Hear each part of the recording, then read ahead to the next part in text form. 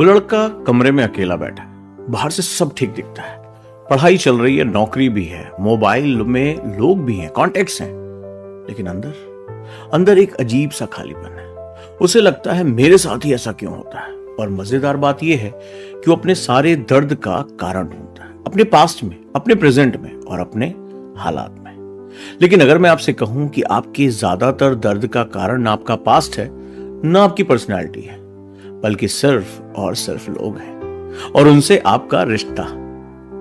Courage to be dislike, Ichiro किसिमी और फुमिताके कोगा की किताब असल में एक फिलोसोफर और एक यंग मैन की कहानी है। उनकी बातचीत है और चैप्टर 2 में लेखक एक बहुत अनकंफर्टेबल बात रख देते हैं, इतनी अनकंफर्टेबल कि ज्यादातर लोग किताब यहीं बंद कर देते हैं। और इस चैप्टर का नाम है all problems are interpersonal relationship problem. बड़ी खूबसूरत बात है, यानी जिंदगी की हर बड़ी समस्या, हर मेंटल पेन, हर एंजाइटी कहीं ना कहीं किसी इंसान से जुड़ी हुई है। हेलो दोस्तों, मैं आपका गाइड ओजांक और मैं आज आपके लिए लेकर आया हूं the courage to be dislike का एक ऐसा चैप्टर जो शायद आपको थोड़ा सा अनकंफर्टेबल करे। तो वीडियो के आखिरी तक बने रहिए, क्योंकि जाने कब कौन सी बात जिंदगी बदल दे। अब सोचिए, अगर आपको लोनलीनेस, अकेलापन महसूस होता है तो वो अकेले रहने से नहीं, लोगों के जुड़ ना पाने से है। अगर आपको एंजाइटी है तो वो फ्यूचर से नहीं, लोगों की एक्सपेक्टेशन से है। अगर आपको गुस्सा आता है तो वो सिचुएशन से नहीं, किसी इंसान से है।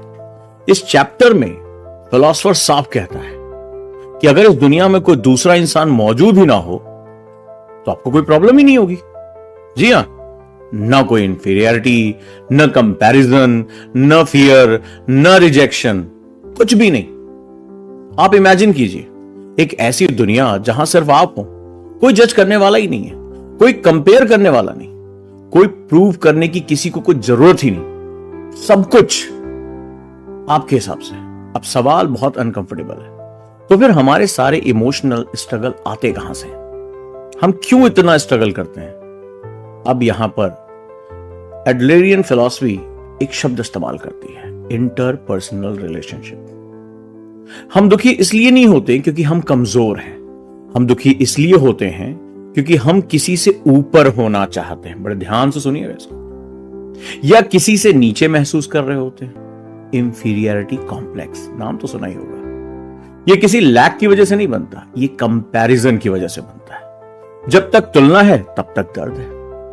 चैप्टर 2 में फिलोसोफर एक बहुत शार्प बात कहता है, feeling inferior itself is not a problem. Problem तब शुरू होती है जब हम उस फीलिंग को किसी के सामने साबित करने लगते हैं। जी हां, बिल्कुल सही बात कही है। अब इसे रियल लाइफ से समझते हैं। एक स्टूडेंट पढ़ाई में बहुत एनसीएस होता है, बहुत ज्यादा उसको चिंता बनी रहती है। क्योंकि वो सब्जेक्ट मुश्किल है? नहीं, बिल्कुल नहीं। क्योंकि वो डरता है कि वो दूसरों से कहीं पीछे ना रह जाए। एक एम्प्लॉय जॉब में स्ट्रेस क्यों रहता है? काम ज्यादा इसलिए? नहीं, क्योंकि बॉस क्या सोचेगा, टीम क्या बोलेगी। एक इंसान हार्ट ब्रेक से क्यों टूट जाता है? सिर्फ इसलिए नहीं कि प्यार चला गया, बल्कि इसलिए कि अब वो किसी के लिए चूजन नहीं रहा। और ध्यान से इसको समझिए, ये चैप्टर बहुत कामली कहता है हमारा पेन, हमारी इमोशंस सब रिलेशनशिप के कंटेक्स्ट में पैदा होते हैं। और यहीं एक और अनकंफर्टेबल ट्रुथ आता है। फिलोसोफर कहता है हम अक्सर अपने इंटरपर्सनल प्रॉब्लम को लाइफ प्रॉब्लम्स कह के छुपा देते हैं।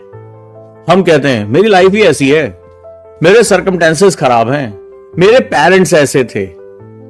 लेकिन एडलर कहता है ये सब एक्सक्यूजेस हैं, ताकि हमें रिलेशनशिप में अपनी रिस्पॉन्सिबिलिटी ना लेनी पड़े। अब हम यहां आथर को कोई ब्लेम नहीं कर रहे हैं, कुछ कह नहीं रहा है, वो बस मिरर हमें दिखा रहा है। अगर कोई आपको इग्नोर करता है तो दर्द इग्नोर होने से नहीं, उस मीनिंग से आता है जो आपने उसे दिया। अगर कोई आपकी रिस्पेक्ट नहीं करता तो चोट उस एक्ट से नहीं, बल्कि आपकी सोशल पोजीशन के खतरे से आ जाता है। आपने जो अपने बारे में ढेर सारी इमेज क्रिएट कर रखी है। तो चैप्टर 2 में सुपीरियरिटी और इंफीरियरिटी का खेल बहुत साफ दिखाया गया है। जब हम किसी से ऊपर महसूस करते हैं तो हमें कंट्रोल चाहिए होता है। जब हम नीचे महसूस करते हैं तो हमें सिंपैथी चाहिए होती है। दोनों ही हालत में हम फ्री नहीं होते, हम बंधे होते हैं। अब इसको प्रैक्टिकल लाइफ में देखिए, फोन एडिक्शन क्यों है, क्यों आता है फोन एडिक्शन? क्योंकि अकेले बैठना अनकंफर्टेबल है, हम नहीं बैठ सकते शांत, हमें कुछ ना कुछ एक्ट करके दिखाना है। और अकेलापन अनकंफर्टेबल इसलिए है क्योंकि हम दूसरों से कट ऑफ महसूस करते हैं। अरे FOMO, fear of missing out. Over thinking क्या होती है? कहते हैं ना सर बहुत दिमाग चलता रहता है, क्योंकि दिमाग इमेजिनरी कन्वर्सेशन में उलझा रहता है। जी हां, खुद से ही वो क्या सोचेगा, अगर मैंने ऐसा कहा तो। फियर ऑफ फेलियर क्यों होती है? क्योंकि फेलियर का मतलब होता है लोगों की नजर में गिर जाना। जी हां, अपनी नहीं, लोगों की नजर में। इस चैप्टर में फिलोसोफर एक लाइन बोलता है जो बहुत ही क्वाइटली बहुत गंभीर चोट करती है। कहता है, ह्यूमन बीइंग चूज अनहैप्पीनेस। बहुत बिटर ट्रुथ है। Human beings choose unhappiness. क्यों? क्योंकि दुख फैमिलियर होता है और हैप्पीनेस का मतलब होता है रिलेशनशिप में रिस्क लेना। अगर आप चेंज होते हैं तो लोग आपसे नाराज हो सकते हैं, अरे तुम तो बदल गए। अगर आप ऑनेस्ट होते हैं तो रिजेक्शन आ सकता है, अरे यार ये तो ब्लंटली बोल देता है। और हम रिजेक्शन से ज्यादा किसी और चीज से नहीं डरते, क्योंकि हम दुख को पकड़ कर रखते हैं। ऑथर का सॉल्यूशन कोई टेक्निक नहीं है, कोई मंत्रा नहीं है, कोई पॉजिटिव थिंकिंग नहीं है। सॉल्यूशन सिर्फ अंडरस्टैंडिंग में है, यह समझना कि आपका पेन इंटरपर्सनल है और इसलिए उसका सॉल्यूशन भी वहीं पे छुपा हुआ है। जब आप ये मान लेते हैं कि हर इंसान अपनी लाइफ का सेंटर खुद है, मैं ही हूं, मैं ही केंद्र हूं, तो कंपैरिजन धीरे धीरे कमजोर पड़ने लगता है। आप सुपीरियर बनने की रेस छोड़ देते हैं और इंफीरियर बनने का डर खत्म हो जाता है। आप ये एक्सेप्ट करते हैं कि हर इंसान अलग है, कोई ऊपर नहीं, कोई नीचे नहीं, बस अलग है, अलग है। डेली लाइफ में इसका मतलब बहुत सिंपल है। जब कोई आपको जज करे तो आप ये नहीं पूछते मेरे साथ ही क्यों, आप समझती हैं उसकी लाइफ है, उसका टास्क है, वो जैसा चाहे वो सोचे। जब आप फेल हो तो आप खुद को वर्थलेस नहीं मानते, आप समझते हैं, आप जानने लगते हैं कि ये सिर्फ घटना है, आपकी वैल्यू नहीं।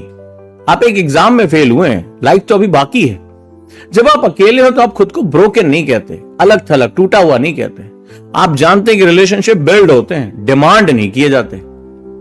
इस चैप्टर का इंपैक्ट लाउड नहीं है, बहुत बड़ी बातें नहीं कहता, ये चुपचाप आपको अकेले छोड़ देता है आपके थॉट्स के साथ। सोचो, और यही इसका काम है, क्योंकि जब आप ये देख लेते हैं कि आपका ज्यादातर दर्द लोगों से जुड़ा हुआ है, मेरे पेन लोगों से जुड़े हुए हैं, तो आप पहली बार खुद से पूछते हैं, मैं किससे कंपीट कर रहा हूं, मैं किसकी अप्रूवल ढूंढ रहा हूं और क्यों?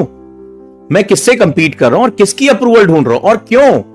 ये सवाल कंफर्टेबल नहीं है, लेकिन ऑनेस्ट है।